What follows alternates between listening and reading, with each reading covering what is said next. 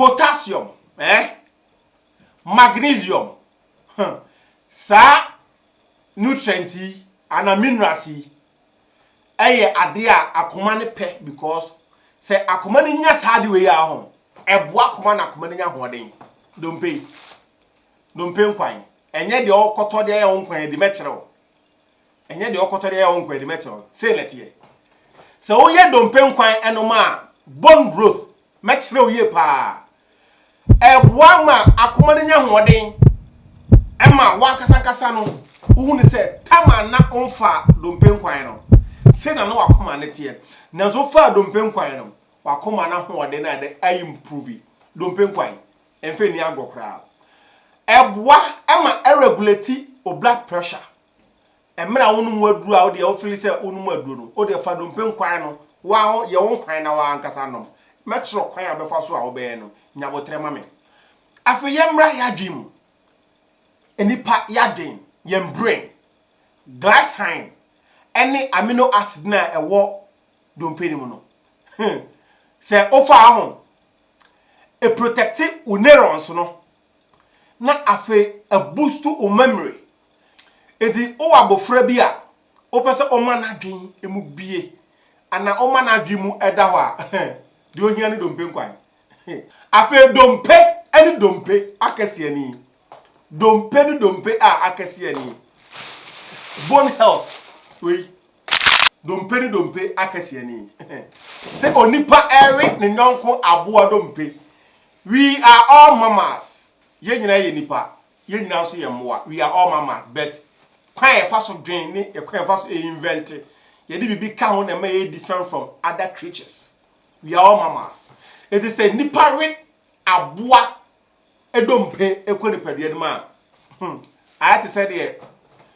vampire aso mu na watwe umoja ede agu ono ni mu vampire waso mu na watwe umoja de agu ono ni mu na wanya ahoden na otwe aboa enompe mu ahoden kowu ni pedua ma wanya ne minerals ni nyina ewo ni nompe mu nyina wanya ni nyina wanya calcium wanya magnesium any other minerals wanya ni nyina afi wu dompe no ahoden obi wono ma onyia na ni dompe no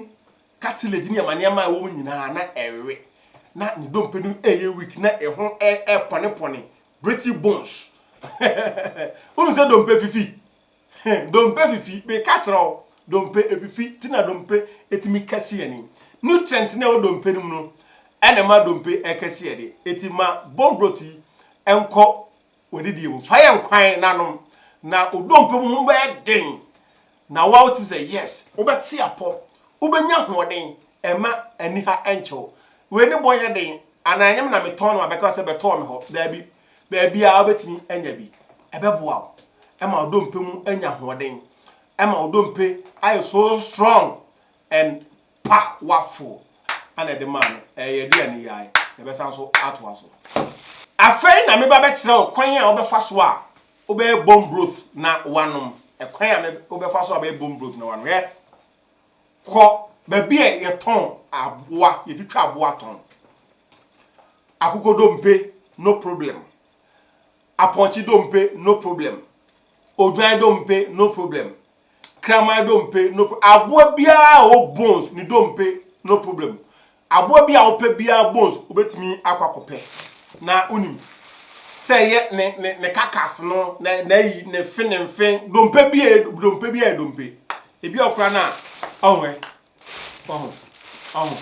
aha o hwe ya say enam bi tare ho de no problem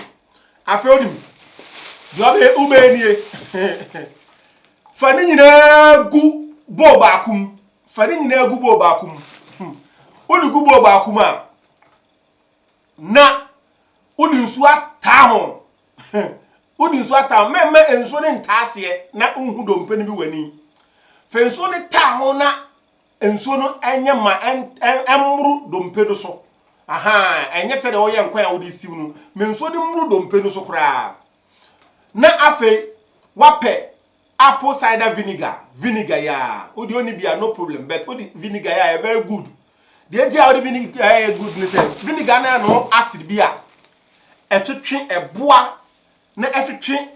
nutrients na ewo dompe no mu eba fast faka ho na odie ope fa garlic be 4 na faka ho na pentos kakra na faka ho na unya carrot a menyam enyam odie twitwam keke na fa gum onyankopɔ hu wo pa na ade ba kwa ya na mpene se wasam mani panim de a yenya yetimi exre de nyame abo atwe ho ahia no ahoɔden ewo ne mfaso ewo dompe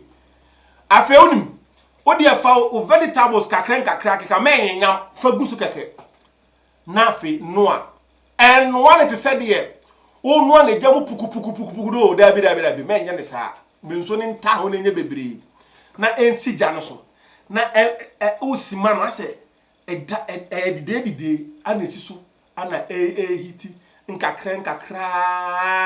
na vegetables na wo ho no vinegar ya de na eno so eboa na etweba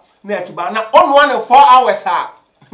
ubenya hoden no na oye ne saa for 24 hours ha ahoden a wodompe mba hokro no ebeka dompenim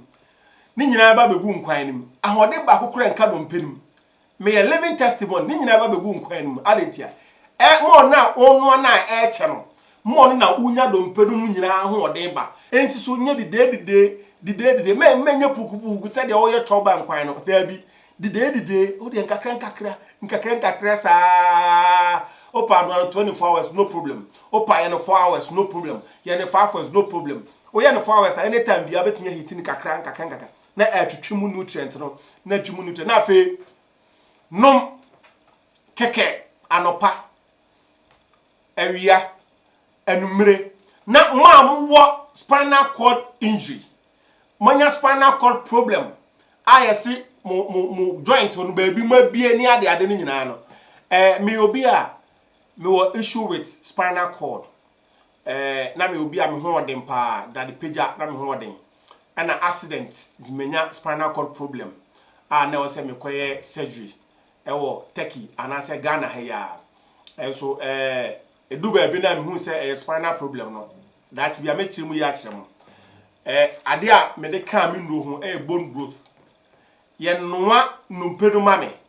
na me de agu jam na me de ahye fridge mu ade a chia na ma hitini kakra na manom it was so powerful me no na me no bone growth up to now nyina me mfa ni agro me gusu no though me nka say me 100% cured nenso no doctors any abrofo a me no mo yaduma kra up to now no mo nte ase say obi a me usu crutches na me ntimi nante na yepia me me fu steps me wia me crawl ansa na maforo omo ntia say up to now nyina no me gusu enante adentia because omo say only surgery pe na betimi na nke betimi manya my okay every genetic dixin na so be na menam hoyi menye 100% healed but betimi aka say metimi ya bibia me gusu ame recover kakan metimi ya bibia recently kana me exercise on TikTok and so me careful ewade bia me pagya ene me koto ni ade nyina bone growth na eka me supplement no me no me nro na me no bone growth me no me nro na me no bone growth eti se opa hoden a de obetimi anya free eye bone growth enumni ekwan fa so prepare no na match no pearl vinegar brag apple cider vinegar wa anya no bia o de any form of vinegar bia no obetimi ede aye opa ya fa vinegar no tablespoon mienu anase miensa faka enkwan no ho ensu no na no an kakra na ntwetwimu ahoden no ahoden ewo nipam nanso aduro na boa ma nipa hoden no wie peye ayaresa ewo nipam aduro na boa ma nipa ayaresa no ewie peye ekwa abefa so abe prepare bone growth no enu nie